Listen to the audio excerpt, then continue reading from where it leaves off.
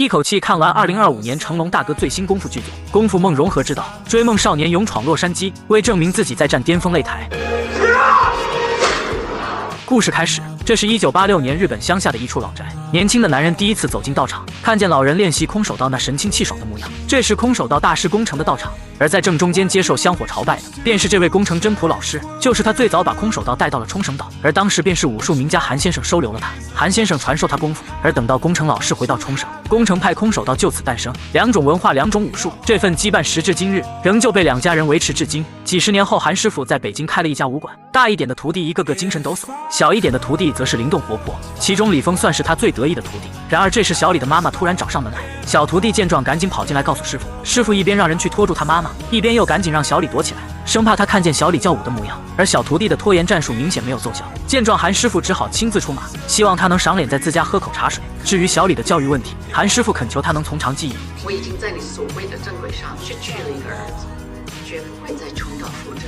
侄女已经不想给他更多时间，他已经联系了一家纽约的医院，准备带小李移民过去开始新生活。但对于移居到美国，小李对此非常反感。他喜欢中国，喜欢韩师傅教他功夫，但妈妈告诉他施予暴力亦会收获暴力，而这一点小李比谁都清楚。最终小李还是跟妈妈搬到了纽约居住，这是跟北京是完全不同的城市。最重要的是，小李在这里并没有朋友，即便唐人街的一切看起来都那么熟悉。等他们风尘仆仆来到新家，房东已经帮他们简单收拾了一下。看着和哥哥的合照，小李陷入了沉思，因为觉得很无聊，他就打算出去搞个晚饭。夜晚的纽约卸下了他白天的伪装，而刚下车时，他看到街角有个披萨店，来到这家维克托披萨店，小李随手点了个辣香肠披萨。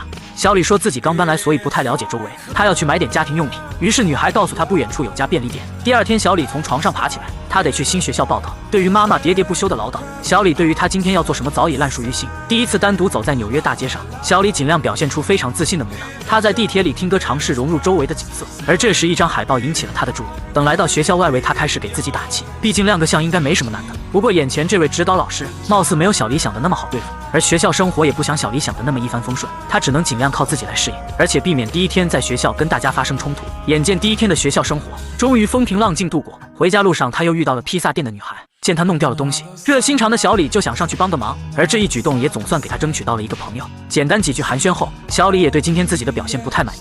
而当路过街口处的那个空手道馆时，女孩就意识到大事不妙。小李听出来，米娅的爸爸似乎欠了男人一大笔钱，而他就是这家无关的老板兼教练。眼见康奈状态不错，奥谢提醒他刚才米娅来过，而且旁边带着个小白脸，看起来是打算翻篇。有些恼怒的康纳看到陪练在笑。另一边，米娅带着小李来修东西，听到对方要价1200美金，米娅就打算逃之夭夭。大姐，不好意思，给我们打个折吧，他有女朋友。果然还是国人好说话，小李一出口就给米娅省了一大笔钱。至于说他为什么要帮米娅，或许是因为他教了自己什么是纽约，可这个偌大的城市，米娅自己可能都没太搞明白。深夜，小李跟妈妈聊天，对于学校他没什么不适应，至于说朋友也算交给了一个，不过小李也不能承认自己是在交女朋友吧。第二天，米娅骑来踏板车，他们就开始在纽约的大街小巷疯狂穿行，而周围壮丽的城市景观的确让小李大开眼界。虽然有些地方米娅也没去过，但是在探索过程中得到的乐趣才是一个人最宝贵的财富。但就在大街上，小摩托突然发出了一声悲鸣，于是纽约的地铁再次呈现出了它的包容性。路上，小李还不忘教米娅几句中文，可就在二人开开心心交流时，康纳不怀好意地走了过来，见他上来就对米娅动手动脚。小李路见不平，出言制止康纳，一瞬间气氛就变得有些凝重。结果康纳笑容满面，对米娅道歉，还给他让路。可当小李经过时，他却突然出了一拳，正中小李面门。回家路上，小李拿冰袋冷敷消解疼痛。米娅对此很抱歉，因为之前跟康纳不愉快的往事，结果害得小李受伤。看着小李眼眶上的乌青，米娅觉得他今晚回家一定是吃不了兜着走，看来今天只能凑合过一晚。但愿没人能看出他这副鬼样子。维克托要他睡前冰敷一下，睡觉时再贴个茶包在上面。不过该说不说，妈妈的洞察力远超小李设想，妈妈要他彻底断了练功夫的念想。为了让小李忙碌起来，妈妈特意给他找了个 SAT 的辅导老师，但枯燥的学习让小李哈欠连连，尤其是他这点微积分的水平，根本就够不上纽约大学的边。晚上他把先前房间里的贴画粘在墙上，这曾是他哥哥一击制胜的绝技，只不过到他这却威力大减，以至于现在他也只能靠照片来回忆过去。起步得要快，空中的核心最重要。当初无论如何都学不会的技巧，或许现在也很难让他发挥出威力。第二天下课后，康纳又来找茬，小李本打算不搭理他，快步离开，可这家伙却一直在挑衅小李。见状，小李索性一把推开他，随后摆出架势，周围看客也围成一圈，似乎已经打算好要看他出丑。反观康纳却是一脸轻松，眼见小李飞扑上来，康纳也只是微微甩头，凌空抬腿几记踢腿，差点就让小李支撑不住倒在地上。起步得要快，空中的核心。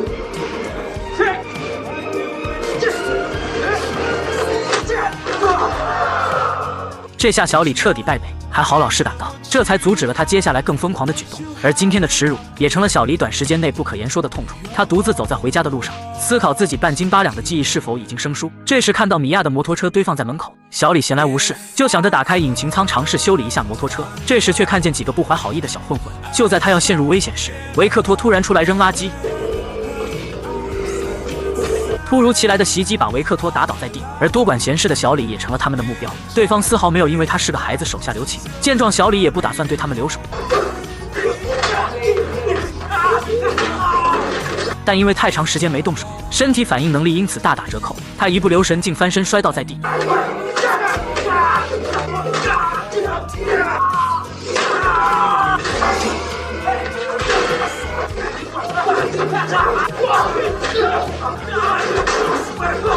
这几招可真是让小混混吃尽了苦头，最后3个混混都被他打趴下。见他们狼狈逃窜，小李这才放下心来。于是2个遍体鳞伤的人回到房间里，小李给维克托倒了杯热茶。恢复过来的维克托这才想起问他刚才发生的事，小李只说自己练过功夫，哪知维克托却希望他能教教自己。曾经他也是个传奇，只不过在有了米娅后，他开始隐居并选择回归家庭。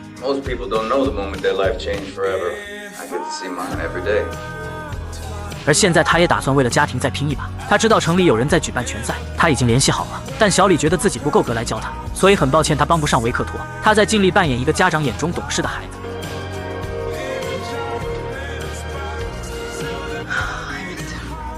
小李也很想念哥哥，可到底要不要成为维克托的师傅，他还需要征得一个人的同意。听到电海那头传来韩师傅的声音，小峰只觉得倍感亲切。他问师傅有关维克托的事，韩师傅反问他教维克托练功夫是否真的能帮上他的忙，因为助人为乐，分享知识是件好事。师傅的同意让小峰下定决心帮维克托训练。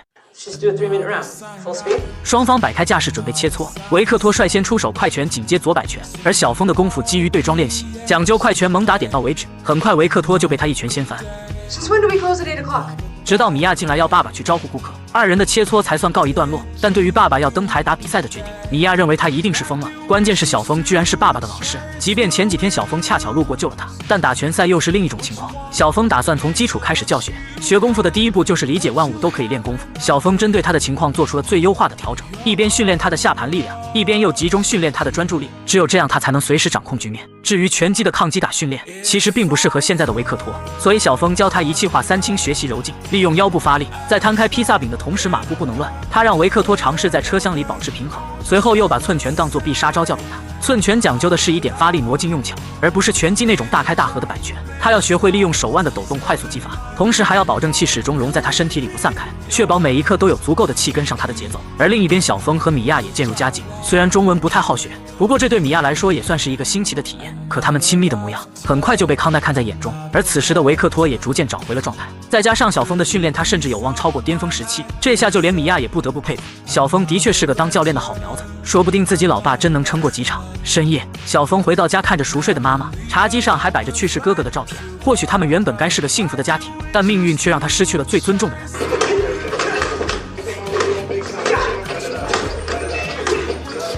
而他的异样都被维克托看在眼里，但他要小峰自辩，毕竟他这也不差一个有着青春期烦恼的男孩。小峰告诉他，1年前他和自己的哥哥被人袭击了，那是在一场北京举办的一场功夫赛事之后，小峰的哥哥小博赢得了比赛，却没想到事后会遭人报复。其中一个混混掏出刀来，当着小峰的面狠狠捅进了他哥哥的身体。小博拼命叫喊让小峰救他，然而一切都为时已晚，小峰就愣在原地，被吓得一动都不动。而那个噩梦时至今日都萦绕在他脑海里散不去，他成为了令所有人失望的家伙。第2天，小峰和老师在店里学习，米娅邀请小峰一会去圣吉纳罗节，不过小峰因为要准备考试，可能没法跟他一起去，但架不住米娅在旁边软磨硬泡，于是晚上他们一起去了美国的夜市。该说全世界的夜市貌似都是这副模样，卖小吃的、推车小贩和各种娱乐措施的帐篷。老师觉得今晚绝对是个表白的好机会。然而就在小峰打算鼓起勇气试试时，他突然看见了米娅身边的康纳，尤其是那家伙还对米娅动手动脚。几天后维克托就要上台比赛，但此时的小峰对那晚他们如此亲密一直耿耿于怀。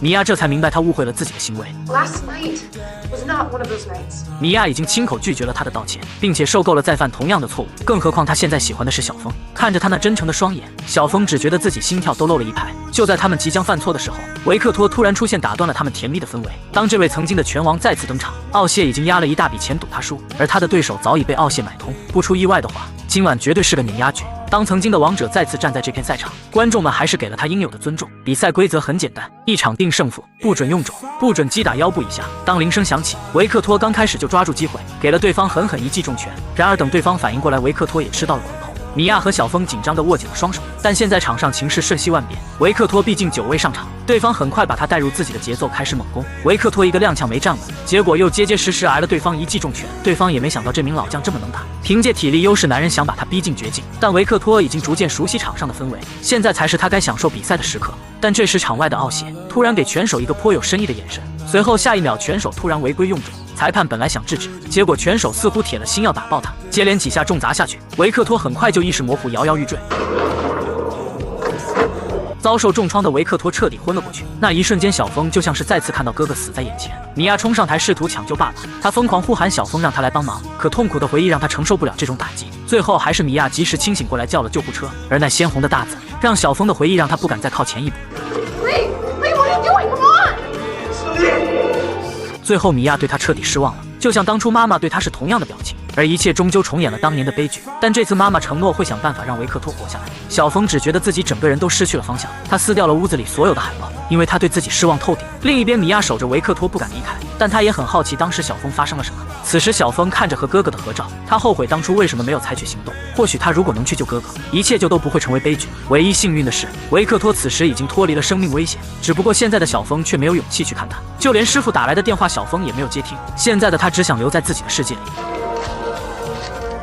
时间一分一秒过去，小峰也不知道自己颓废了多久，而他只觉得自己没有勇气面对现实。又是一个深夜，小峰回到家，刚想开灯，他却敏锐察觉到屋子里的氛围不太对，窗户不知被谁掀开，细碎的动静让人听起来很不安。叫了一声妈妈，没人回应。小峰默默把一只铁锅拿在手里，而下一秒，黑暗里突然冲出了一道人影，两个人手持铁锅大战300回合。但是小峰越打心里越没底，因为这家伙似乎看穿了自己所有招式。最后为了保命，小峰甚至开始不分招式，但是拳头砸在铁锅上疼得要命，小峰只能把身体蜷缩起来。Now you see me, huh? Surprise. Hey, Mom? 韩师傅突然拜访，让小峰措手不及。明面上他说是来享受生活的，实际上却是来照顾小峰的，因为他知道小峰现在心理压力很大。或许他不是个优秀的师傅，不过他却是个不错的心理疏导者。妈妈也觉得舅舅或许能打开他的心结。房间里功夫的海报被撕得一团糟。一个练武的人如果失去了信仰，那便无异于一个废人。We're going to see your friend tomorrow. Tidy his room. 很快他就被师傅带到了维克托的病房，但是因为打输了比赛，维克托可能要带家人从披萨店搬走，但这意味着维克托要放弃曾拥有的一切。We will find a way to help.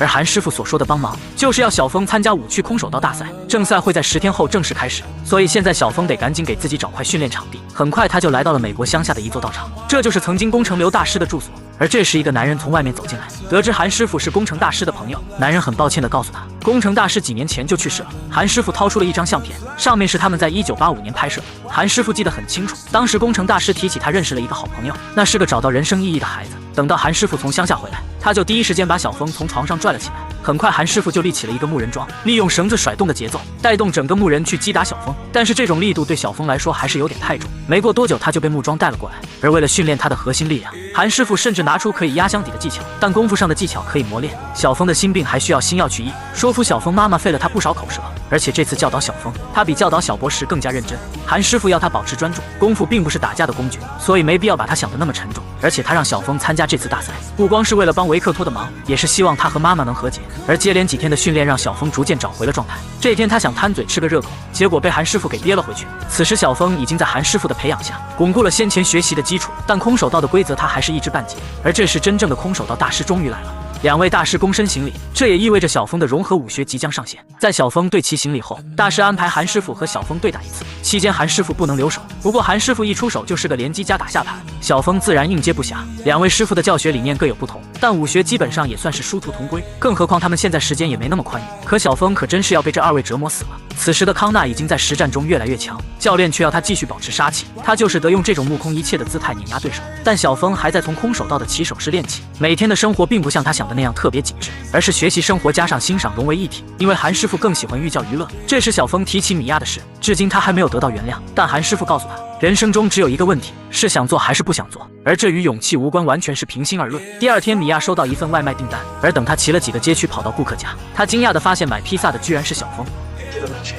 得知小峰要参加几天后的空手道大赛，米娅有些吃惊，不过他拿花园当道场还真是挺有新意。米娅说他其实不必为自己做到这种程度，但小峰明白他必须彻底告别过去的懦弱。而在得到米娅的支持后，小峰也终于再无其他顾虑。而当最终的倒计时结束，街头的空手道大赛也终于拉开帷幕。这次比赛采用晋级制，而规则则是谁先拿到8分或者将对方击倒，击中头部得2分，击中躯干得1分。小峰作为夺冠热门隆重亮相，而他第一轮的对手也是个狠角色，刚一交手小峰就被他击中躯干拿下1分，但小峰反应迅速扳回一城，最后一招飞踢击中对方头部结束比赛。而接下来就是为下一场比赛做准备。不过这两位老师对于招式的变化又有了争议，他们在思考什么能用作小峰的必杀技。最后一番鏖战下来，小峰很怀疑当时传承的一术两支理念是不是有问题，因为这俩人自从来到场后就打个没完。经过几天的对决，小峰和康纳的排名都在不断上升，而此时维克托也康复出院。米娅特意把最后一战的报道登在了披萨店的荣誉墙上。此时的小峰已经开始第3回合对战，然而这次他对战的是康纳的小弟。康纳似乎非常想把他扼杀在决赛前，但小峰从师傅那学来的风车格挡帮了大忙，最后他用一记漂亮的飞龙踢结束第3回合，赢得了跟康纳对战的资格。但另一边的奥谢可不会坐等他登台，很快他雇来的打手就想对小峰动手，可这次他有2位老师保驾护航。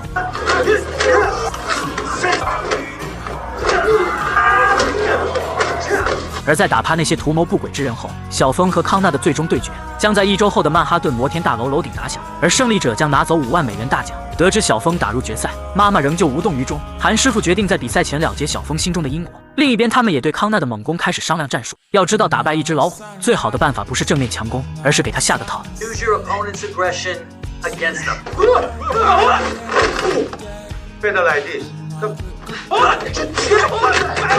小峰就这么平白无故又挨了几顿暴摔，但这种技巧类的攻击方法明显不太适合小峰的战术风格。虽然要练武先练摔，不过这么来回摔小峰10个脑袋也不够用。他的确是块适合雕琢的璞玉，学生能达到的高度往往取决于老师将达到何种高度。即便工程老师已经离世，但他的教学理念仍被人传承至今。而小峰打算将必杀技融入飞龙踢里面，这既是对哥哥的尊敬，也是打算给康纳一个惊喜。但之前他已经被康纳破招，所以再用同样的技巧可能不太合适。但听到这老师突然有了个想法，他要用这招飞龙踢给康纳布下陷阱。而为了模拟飞踢中的陷阱，韩师傅带他来到地铁站的闸口。然而第一次尝试，小峰还是以失败告终。不过生活把你打倒，你也只能爬起来。晚上，老师把工程老师的遗物收拾出来，这张图腾象征着2个家族的历史，一树2枝本是同源，而他来此教学便是为了当初的承诺。现在轮到他传承了，只不过飞龙踢至今小峰都没成功过。最离谱的是，小峰现在每天还得骑着3轮车满大街拉着2位师傅跑2圈，说这样能增强他的股四头肌。但这种显眼包明显不是小峰要的。而经过一系列地狱折磨后，小峰果然脱胎换骨，一时间竟能和2位师傅对打而不落下风，而他的呼吸也逐渐变得平稳。在比赛前一天，小峰做出了有史以来最帅的一次飞龙踢，而那招猛虎下山式也终于被他用了出来。赛前准备，妈妈来到小峰身边，韩师傅说的对，他已经失去了一个儿子，眼前的小峰就是他全部的指望，所以他没有理由不尊重儿子的决定。而现在小峰要做的就是去踢爆康纳的屁股。登场前，他拜托2位师傅给他系上图腾，这个舞台他已经期待了太久，现在是时候跟过去说再见了。而在登场的那一刻，小峰才明白哥哥说的那种感觉是什么，享受着全场观众的欢呼，这种认可让他有了不能输的信念。向维克托表达了敬意后，身后的康纳早已经跃跃欲试，他要在全纽约面前击倒这个不知天高地厚的小子。裁判重新声明比赛规则，但2人眼中都只有对胜利的渴望。当比赛的铃声响起，双方各退一步摆开架势，小峰先一步侧踢开局，但康纳明显早有准备，这一击让他率先拿下2分。很明显，康纳是打算速战速决，但这个时候需要冷静。小峰很快调整状态，寻找突破口。然而康纳的近身战法根本无懈可击，小峰被击中躯干再失1分，场上局势越发紧张。小峰竟被当场甩飞，又狠狠补上了一脚，这一脚差点把小峰踢出局。小峰最终还是爬起来摆开架势。接下来他开始环视康纳寻找破绽，随后抓住机会飞起一脚破局。康纳下肢力量异常强大，可小峰偏偏利用卸力技巧破了他的腿弓。等到合适时机，小峰用寸拳猛地发力，终于成功拿下1分。恼羞成怒的康纳现在只想尽快结束对决，但他越急躁，露出来的空档就越多。小峰见状，拆招凌空飞踹，再下一城。小峰行云流水的回旋踢让康纳应接不暇，很快比分就被他扳平。这时康纳也意识到对方没他看起来那么不堪一击，而接下来的对局，二人互相挑衅，打得有来有往，分数不断反超，又被扳平。紧张的缠斗很快让战斗来到尾声。可就在小峰即将拿到胜利时，康纳一脚踢到小峰后脑，致其昏厥，而这样的 KO 被裁判认定为有效。10秒内爬不起来，就算小峰败北。倒在地上那一刻，他想起了维克托，想起了小波。原来绝望时的地板竟是如此冰冷，所有人都在鼓励小峰爬起来。这场比赛不该就这样结束。康纳真是越来越兴奋了，只有看他一次次被自己击败，这样的成就感远比奖杯来得更让人畅快。小峰努力让自己清醒下来，因为最后一招交手绝对会分出胜负。小峰深吸一口气，随后快步上前凌空跃起。康纳想起上次他的飞龙踢，下意识就做出格挡反击姿势。